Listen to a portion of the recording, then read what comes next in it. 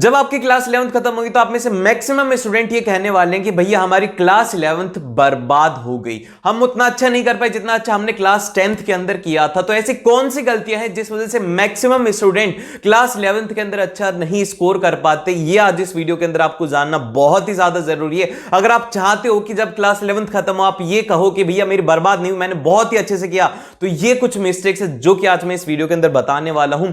आज की 5 से 10 मिनट आपकी एक साल बचा सकती है, मैं आपको बता रहा हूं, क्योंकि मैक्सिमम स्टूडेंट यही गलतियां करते हैं। तो बिना टाइम वेस्ट के जल्दी से स्टार्ट करते हैं। अब देखो, सबसे फर्स्ट जो गलती होती है वो होती है जल्दी स्टार्ट ना करने का और रिजल्ट का वेट करते हैं हम लोग। बहुत सारे स्टूडेंट अभी इस टाइम के ऊपर सीरियस नहीं हुए, वो रिजल्ट का वेट कर रहे हैं कि जब हमारा रिजल्ट आएगा जब हम लोग स्टार्ट करेंगे। तो मैं आपको एक बहुत ही अच्छा और बहुत ही अच्छे तरीके से मैं आपको समझाता हूं। जैसे कि सबसे फर्स्ट तो आप लोग कोचिंग लोगे, क्योंकि देखो आप एक हैवी कोर्स के अंदर, एक कॉम्पिटिशन एग्जाम के अंदर जा रहे हो, तो जो कोचिंग होगी वो आपको एक प्रॉपर तरीके से गाइडेंस करेंगे। तो इसीलिए कोचिंग आपको लेना जरूरी है, ऑनलाइन या फिर ऑफलाइन जो भी आप ले। यहां पे मैं खुद इंडिविजुअल आपको बोल रहा हूं, किसी का भी प्रमोशन में यहां पे नहीं कर रहा हूं। मैं आपको कह रहा हूं कि आपको कोचिंग की जरूरत है, आपको टीचर्स की जरूरत है जो आपकी मेंटर करेंगे कि भैया तेरे को है ना, वो जो तेरा टारगेट है, जो तू बनना चाहता है, उसके लिए तेरे को किस तरीके से मेहनत करनी है, क्या पढ़ना होगा। तो आपको कोचिंग लेना जरूरी है। अब आप में से बहुत सारे स्टूडेंट रिजल्ट का वेट कर रहे हैं कि भैया हमारा रिजल्ट आएगा ना जब हम लोग ज्वाइन करेंगे। अब मैं आपको बताता हूं कि रियलिटी यह है कि जो स्टूडेंट्स क्लास 11 में कोचिंग लेने जा रहे हैं उनकी जनवरी से स्टार्ट हो चुकी हैं, कुछ ने अभी अप्रैल में एडमिशन ले लिया, और जब आप रिजल्ट आने के बाद में जाओगे मई में, तो अब आप सोच के देख लो कि वो जो स्टूडेंट्स है वो आपसे 5 महीने आगे पढ़ चुके हैं, और अभी आपका और उनका सिलेबस एक साथ खत्म होगा। तो कैसे खत्म करेंगे वो लोग आप लोगों को इतना फास्ट पढ़ाएंगे, इतना फास्ट पढ़ाएंगे कि आपके सर के ऊपर से बाउंसर जाने लग जाएगा, आपके पास में टाइम भी नहीं रहेगा। तो अगर आपने अभी तक सोच रहे हो कि यार भैया रिजल्ट आने के बाद में जाएंगे, थोड़ा 1-2 महीने और रिलैक्स कर लो, तो ये रिलैक्स करोगे ना तो आपको है ना और ज्यादा कंफर्ट जोन के अंदर चले जाओगे, फिर पढ़ने का मन नहीं करेगा। ठीक है, तो अभी जल्दी स्टार्ट करो, अभी सीरियस हो जाओ। अगर स्कूल जा रहे हो तो अभी से आप अपनी स्टडी को अच्छे से करना स्टार्ट कर दो।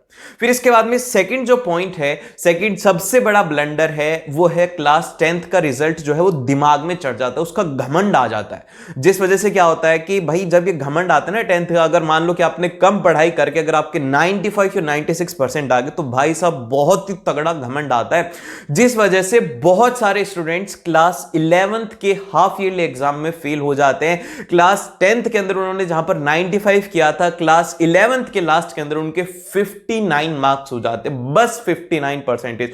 कहां पे 95 थे और कहां पर ये 59। अब ये सब गलतियां होती है, रिजल्ट जो है वो दिमाग में चढ़ जाता है कि अरे भाई क्या यार, तेरे भाई ने तो 10th में भी 1 महीने में पढ़ के किया था, तो 11th क्या चीज है, अभी कर दूंगा मैं। तो ये सबसे बड़ा ब्लंडर है, ये दिमाग से अपने उतार देना रिजल्ट को। रिजल्ट कोई नहीं पूछेगा 10th का, और जो तुमने पूरी मैथ्स के अंदर पूरी साल भर में जितने क्वेश्चन किए होंगे ना, जो जेई वालों के लिए बता रहा हूं, तुम उतने ना स्टार्टिंग में कर लोगे वहां पे जाकर के पहले 2 चैप्टरों में। ठीक है, समझ रहे हो, इतना ज्यादा सिलेबस एकदम से चेंज हो जाएगा।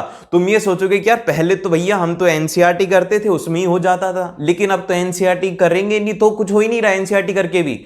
तो यही बात है, इसीलिए मैं आपको कह रहा हूं कि रिजल्ट को अपने दिमाग पर मत चढ़ाना, आपको मेहनत करनी। ये एटीट्यूड सही रहेगा कि भैया मैंने क्लास 10th में तो मेहनत करी थी जिस वजह से मेरा रिजल्ट आया, तो इसी तरीके से अगर मैं क्लास 11th में करूंगा ना तो भी मेरा अच्छा रिजल्ट आएगा। तो रिजल्ट को दिमाग पर मत चढ़ाना, आपको मेहनत करनी है। ये नहीं कि यार जैसे शॉर्टकट हमें 10th में मिला था वैसे 11th में मिल जाएगी। 11th के लिए कोई भी शॉर्टकट नहीं है, सब कुछ ऐसा चेंज होगा तुम सोचोगे कि भैया हम तो अलग ही दुनिया के अंदर आ गए। ठीक है, समझ रहे हो मेरी बात। तो एंड उसी के साथ में अगर किसी का रिजल्ट अच्छा नहीं आता है तो उसको डरने की जरूरत नहीं, उसको डिमोटिवेट होने की जरूरत नहीं है, आगे आप अच्छा कर सकते हो। तो रिजल्ट कम आए ज्यादा है उसका आपकी क्लास 11 से कोई भी रिलेशन नहीं होता है। देन फिर इसके बाद में जो थर्ड पॉइंट आता है, सबसे ज्यादा जरूरी पॉइंट है, वो ये है कि आपको क्लासेस को रेगुलरली अटेंड करना है। यहां पे जैसे कि ये होगा कि आपने मान लो कि एक चैप्टर चल रहा है जिसका कि आपने 4, 5, 6, 7 एक लेक्चर छोड़ दिया, 3 से 4 लेक्चर आपने छोड़ दिया और आप जाते हो 8वें लेक्चर के अंदर। और जैसे आप वहां पे देखोगे ना, आपको कुछ भी समझ में नहीं आएगा। वो पूरा पूरा जो चैप्टर है उसके अंदर आप बोलोगे यार पहले के तो लिए तब तो कुछ समझ में नहीं आ रहा। नहीं, 10th में क्या होता था भाई, देखा यार यूट्यूब पर एक वीडियो खोली, 1 घंटे की वीडियो देखी, आ गया समझ में, फिर वो एनसीईआरटी कर ली, हो गया खत्म, 1-1.5 घंटे का काम था। लेकिन यहां पर वो जो चैप्टर है ना एक, वो पूरा का पूरा एक बैकलॉग बन जाएगा। और सबसे ज्यादा जो डरावना रहेगा ना आपके पास में क्लास 11th के एंड के अंदर, वो रहेगा बैकलॉग। क्योंकि बैकलॉग बहुत सारी हो जाती है। आप अपने सीनियर से पूछ लो, मैं मेरी बताऊं, मेरे भी बहुत सारी बैकलॉग हो गई थी। बैकलॉग का मतलब होता है कि कोई चैप्टर आपका छूट जाना, क्लासेस के अंदर आप रेगुलरली नहीं जाते हो तो आपके चैप्टर छूटते हैं। ये रियलिटी है, ये आपको एक्सेप्ट करनी होगी। तो इसीलिए आपको कोई भी किसी भी सिचुएशन के अंदर क्लास को मिस नहीं करना है। और उसी के साथ में एक और सबसे इंपॉर्टेंट बात जो कि आप लोगों में से बहुत सारे स्टूडेंट ने क्लास 10th में नहीं की थी, वो ये है कि नोट्स नहीं प्रिपेयर करना।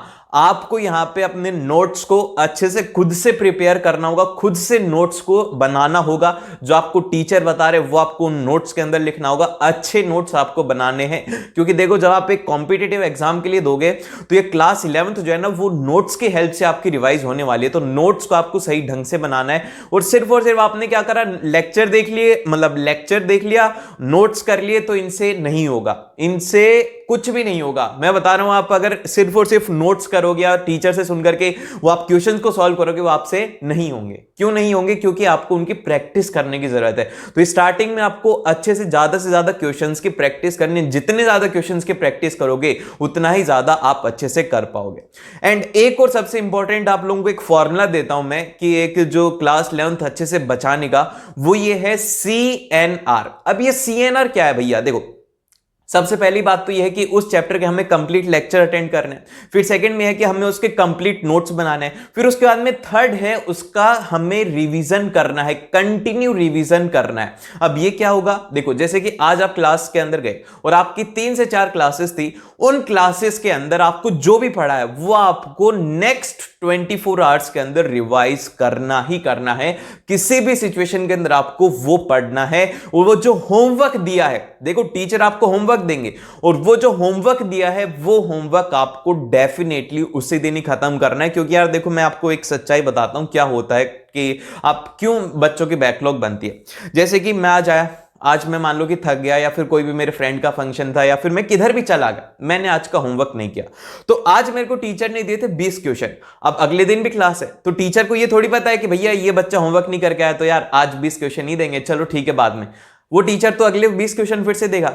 अब तुम्हारे पास में हो गए 40 क्वेश्चन। अब टाइम तो वही लिमिटेड है कि भैया उसी टाइम के अंदर करना है, और क्लासेस भी होंगी अगले दिन। तो तुम क्या करोगे कि वो क्वेश्चंस को करोगे पहले, अब पिछले वाले करोगे तो आगे वाले छूट गए, तो एक दिन पीछे हो गए।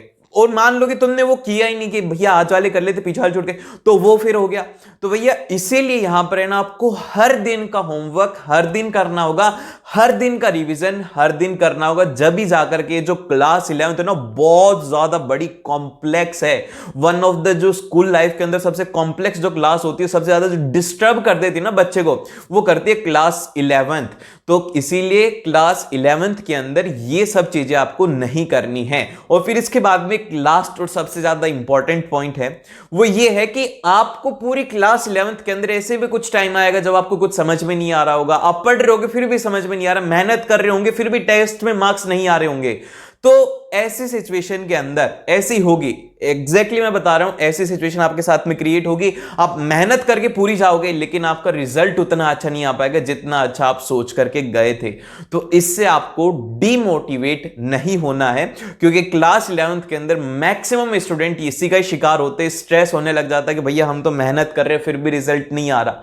ये रियलिटी है कि क्लास 11th के अंदर एकदम से जब स्टूडेंट अगर मान लो कि किसी कॉम्पिटेटिव जेई या फिर नीट में जाता है, तो उसके मार्क्स एकदम से ड्रॉप होते हैं। जेई के अंदर तो बहुत ज्यादा हो जाते हैं, 33 पासिंग मार्क्स होता है ना, वहां पे 33-34% के ऊपर आपको one of the best rank मिल जाती है। ठीक है, बैच रैंक भी कई बार अच्छी आ जाती है। स्टार्टिंग के टेस्ट होगी नहीं, मैं बाद की बता रहा हूं, 3-4 महीने के बाद के जो टेस्ट होते हैं उनके अंदर 33% अगर आप स्कोर कर रहे हो तो वो भी एक अच्छा स्कोर माना जाता है।